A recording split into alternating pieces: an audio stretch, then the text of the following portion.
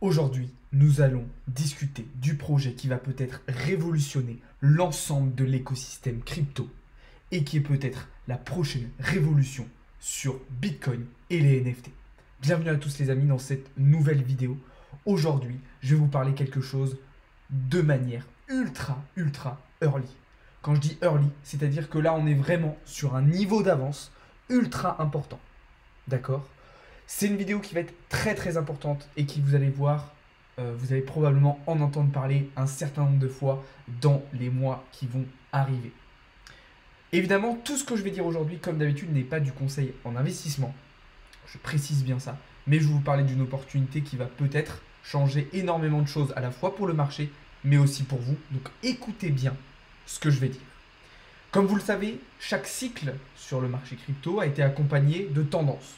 Les NFT, la DeFi, les ICO, chaque cycle, chaque bull run a été accompagné d'une tendance majoritaire. La prochaine, on peut penser au métaverse, on peut penser aux intelligences artificielles, mais moi aujourd'hui, je vais vous parler de celle qui probablement changera la plupart des choses et de la plupart de ce qu'on a pu imaginer jusqu'à maintenant.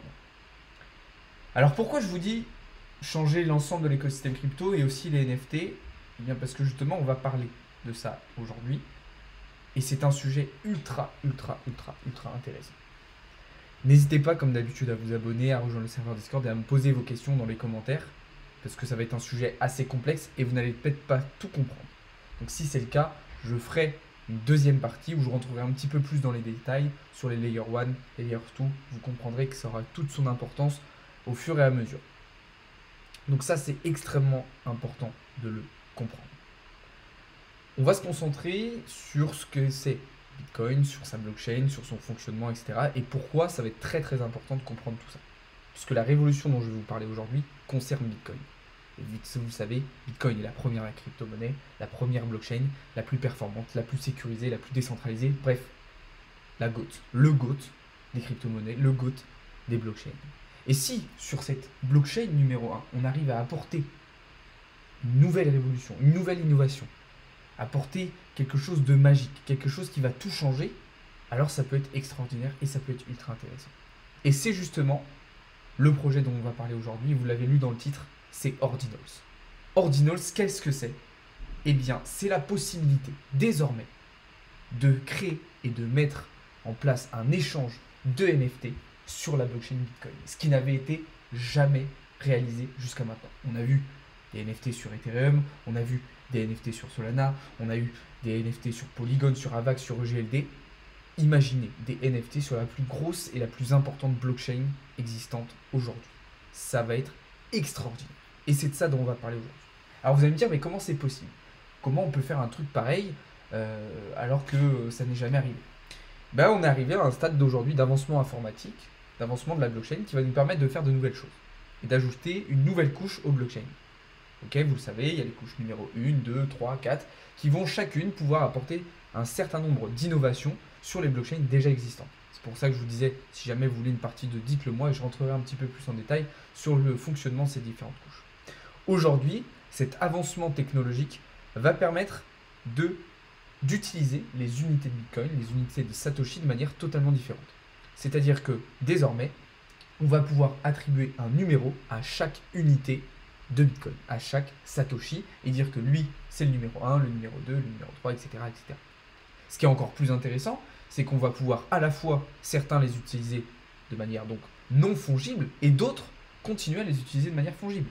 Donc c'est-à-dire qu'on va pouvoir, entre guillemets, en verrouiller certains sous forme de NFT, et d'autres continuer à se les échanger. Et ça va être super intéressant, puisqu'on va pouvoir faire les deux. Ordinals, c'est donc la révolution qui va pour moi changer énormément de choses. Je vous donnerai un avis un petit peu plus nuancé par la suite. Pour le moment, on est sur les avantages, mais vous allez voir que ça peut être une révolution et on va voir tout de suite pourquoi ça peut être une révolution. Comme je vous l'ai dit, apporter des NFT, apporter une telle innovation sur la blockchain Bitcoin, ça va changer énormément de choses. Ça va apporter énormément de choses, ça va répondre à un certain nombre de problèmes, créer une nouvelle solution. Bref, ça va être parfait. Ça va être aussi de nouvelles sources d'investissement, de nouvelles possibilités d'investissement, de nouvelles manières de voir les choses et de faire les choses. Et ça va être extraordinaire. L'une des principales beauté dans tout ça, et l'un des principaux avantages, c'est qu'avec Ordinals, la data ne va plus être stockée off-chain, mais cette fois-ci on-chain.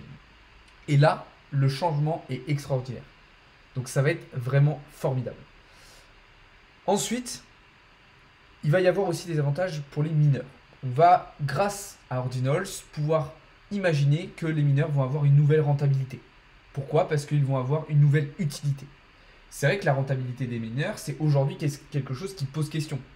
Étant donné qu'à chaque halving, leur récompense, leur rémunération est divisée par 2, à un moment, on peut se dire que ça ne va plus être avantageux pour eux, malgré que le prix du Bitcoin continue de monter, ça ne va plus être avantageux pour eux, et dans ce cas-là, ils vont arrêter. Et donc, il va falloir trouver au fur et à mesure de nouvelles raisons, de nouvelles motivations pour les mineurs de continuer à alimenter, à miner du Bitcoin.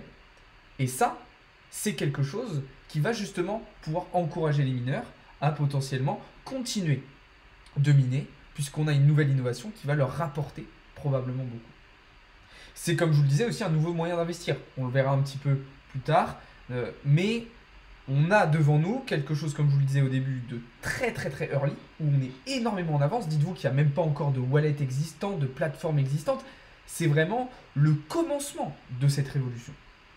Donc c'est des nouveaux moyens d'investir, donc potentiellement des nouvelles personnes qui rentrent sur le marché, davantage d'échanges, davantage de volume, davantage d'utilité. Tout ce qu'il faut pour une crypto-monnaie, tout ce qu'il faut à une crypto-monnaie pour prendre de la valeur, tout ce qu'il faut à un écosystème pour se développer, grandir et prendre de la valeur.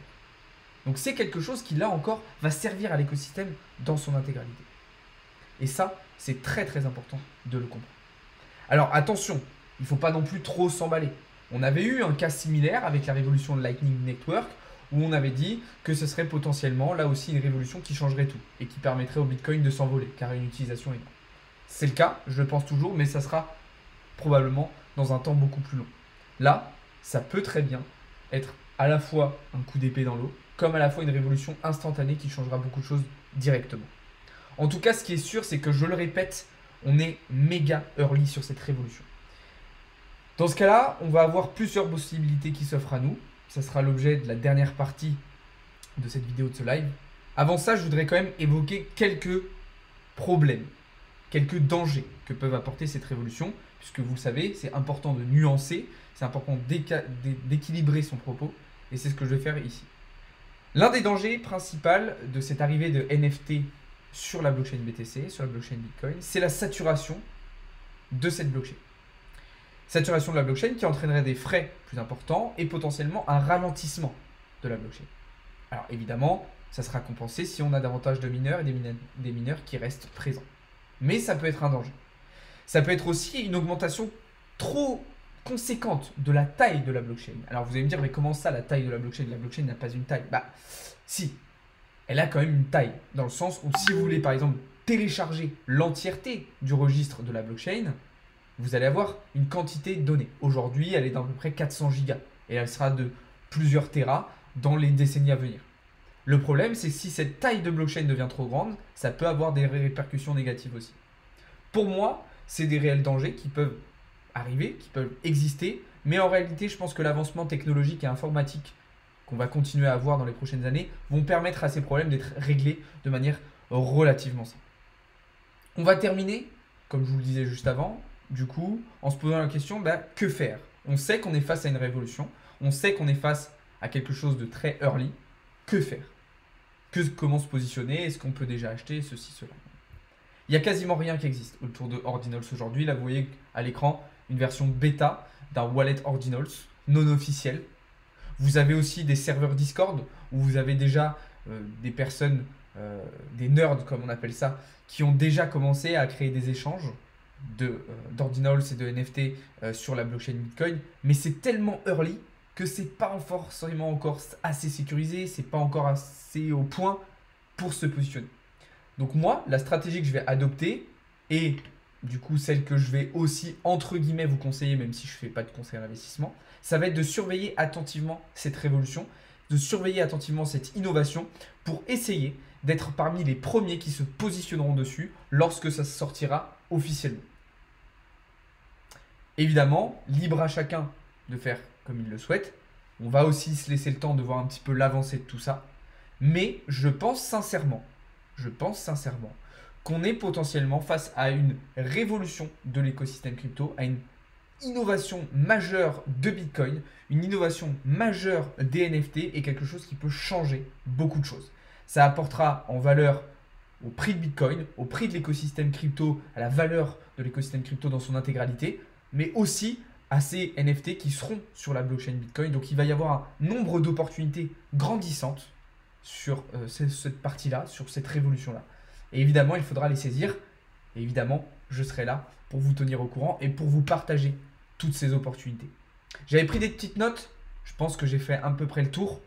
Je pense que c'est aussi une première vidéo d'une série sur ce sujet-là, puisque évidemment, c'est très complexe, c'est très vaste, il y a beaucoup de choses à dire. Peut-être une partie 2 sur les différentes couches de la blockchain pour vous expliquer le fonctionnement pourrait être intéressante, donc dites-le moi aussi. Mais je pense que ça peut être quelque chose de très très intéressant. Voilà un petit peu ce qu'on pouvait dire sur ce sujet-là. J'espère que ça vous a plu. Pour ceux qui sont sur le live, ne bougez pas. Pour ceux qui sont en train de regarder la vidéo YouTube, n'hésitez pas à vous abonner. Dites-moi dans les commentaires ce que vous en avez pensé. N'hésitez pas à rejoindre le serveur Discord. Merci beaucoup de m'avoir regardé et de m'avoir écouté. Bonne soirée à tous. C'était Alex de CryptoLearn.